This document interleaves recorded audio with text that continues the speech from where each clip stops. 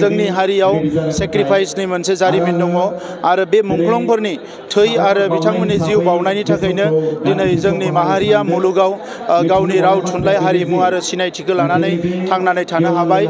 जोबोद बादायलायनाय मुगायावबो रांखान्थि समाजखान्थि गासैबो बिथिङाव जोङो लासै लासै दावगालांनो हादों आरो बिनि थाखायनो जोङो माहारिनि साफ्रोमबो सुबुंखौ आं खावलायो जे जोंनि मुंख्लंफोरखौ जाहाथे रावबो बावनानै थाङा।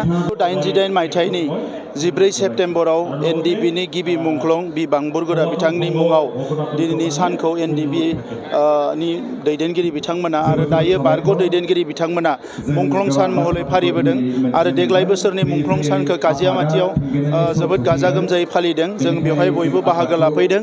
आङो एनडिपिनि गिबि मुंख्लं बि बांबुरगोरा बिथांनि सोरगोआरि जिउनि खाथियाव आंनि गोसो गोरबोनि सिबिनाय आरो खुलुमनायखौ बावहरदों। लोगोसे बिथांनि न'खरनि साफ्रोमबो सोद्रोमानिसिम आंनि अनसायनायखौ बावहरदों आरो बिथांजों लोगोसे जेसेबां मुंख्लंफोर जोंनि सोमावसारनायाव मुंख्लं जालांबाय साफ्रोमबो मुंख्लंनो आंनि खुलुमनाय आरो सिबिनायखौ आं बावहरदों। लोगोसे बिथांमोननि न'खरनिसिम आंनि गोसो गोरबोनि अनसायनाय आरो मोजां मोननायखौ आङो बावहरदों।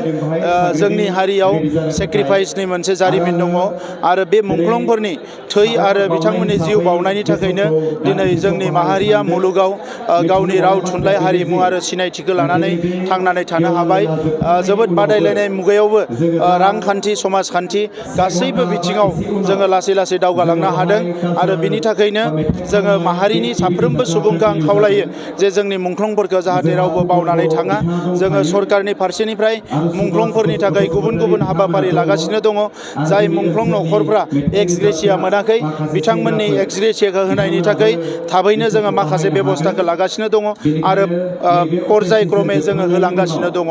दा फैबाय थानाय समाव माहारिखौ दानांगौनि बेलायाव मुंख्लंफोरनि जि सिमांमोन मुंख्लंफोरनि जि थांखिमोन जे हारिया फारफ्रोमबो बिथिङाव जौगानांगोन। जों सरकार दानायनि उनाव जों हारिखौ फारफ्रोमबो बिथिङाव जौगाहोनो थाखाय खामानि मावगासिनो दङ आरो बेवहाय जेबो गोनो गोथो गैया। बिटिआर गोरोबथाया 100% इमप्लिमेन्ट जानांगो। सिमाया सानजाहा अरनांगो। गामिया आरोबाव हाबबावनांगो आरो लोगोसे जिफोर गोहोफोरखौ मोनदों बे गोहोफोरखौ थाबैनो जोङो कनस्टिटिउसननि एमेन्डमेन्टनि गेजेरजों लाबोनानै हारिखौ गोख्रों मोनसे हारि दानो थाखाय जोङो खामानिफोरखौ मावगासिनो दङ। जेलाव थानाय बिथांमोननि थाखायबो जोङो जोबोद सिरियास। बिथांमोनखौ बर'नो थाखाय जोङो फ्रिकुवेन्टलि आसाम सरकार आरो भारत सरकारजों रायज्लायगासिनो दङ। दा बेयो मोनसे जुडिसियेल प्रसेस। थेवबो बबे खायदाजों एबा बबे पलिसिजों बिथांमोनखौ बर'नो हायो बेवहाय जोंबो रायज्लायनायाव जोङो बयबो एनिटाइम जोङो गभर्नमेन्टजों सावरायगासिनो दङ। आंहा फोथायनाय दङ जोङो बिथांमोनखौबो खम समनि गेजेरावनो उदां अख्रांनि खाथियाव सिङाव लाबोफिननो हागोन आरो हारियाव जोङो आद्रा थानाय खामानिखौ जयैनो मावलांनो हागोन। बांबुरगोरा ट्रास्टआ माखासे एनडिपि जोंहा माने जि मार्टियारफोर बिथांनि फेमिलि आरो दा जायफोर एनडिपि बिथांमोन दङ बिथांमोन सोरबाफोर साख्रि मोनै बा गोबां जेंनायाव थानाय बिथांनि न'खरफोरखौ साख्रि मोनै बा गोबां जेंनायाव थानाय बिथांनि न'खरफोरखौ सामलायनो थाखाय नायनो थाखाय एफा एनै फरायनायफ्राव मदद होनायनि खामानिफोरखौ मावगोन। बेबायदिनो मोनसे गिदिरथार थांखि लानानै दानाय जादों। दा बे ट्रास्टखौ लासैनो जोंनि बारग' एनडिपिनि बिथां दैदेनगिरिमोना बेखौ गोख्रोंनिफ्राय गोख्रों खालामनो थाखाय हाबाफारि लादों आरो बिनि थाखायनो इएम रनजित बसुमतारी बिथाङा 5 लाख आरो आंनि फारसेनिफ्राय 5 लाख 10 लाख रां ट्रास्टनो होनाय जादों। Thank you. बे ओनसोलाव दखरा फरायसा आफादा मोनसे लाइब्रेरि बिथांमोना बुंदों। दा बेयाव 25 लाख रांनि मोनसे मोजां लाइब्रेरि लुनाय जागोन आरो ट्रास्टनि खामानियाबो सोलिगोन।